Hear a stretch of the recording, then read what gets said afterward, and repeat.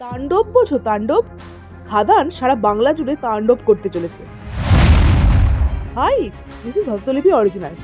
এখন তোমাদের সাথে খাদানের বেশ কিছু এক্সক্লুসিভ আপডেট নিয়ে চলে এসেছি।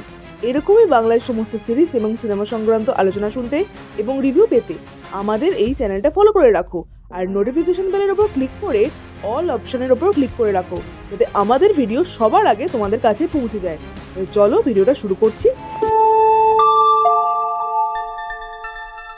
হস্তলিপি originals, the ultimate filmy dose.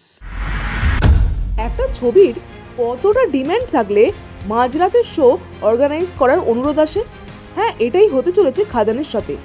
20 December খাদান ছবিটা রিলিজ করার কথা ছিল, কিন্তু এখন শোনা যাচ্ছে 19 ডিসেম্বর মাঝরাতে অর্থাৎ 2টো থেকে খাদানের শো শুরু হবে। এমনটাই শোনা যাচ্ছে যে খাদানের হল মালিকরা এবং দর্শকদের চাপে এটা করতে চলেছে।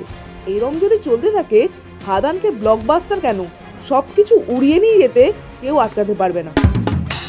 এছাড়া খাদান প্রিমিয়ার শো অর্গানাইজ করছে না। তাদের মতে সাধারণ দর্শক সবচেয়ে বড়।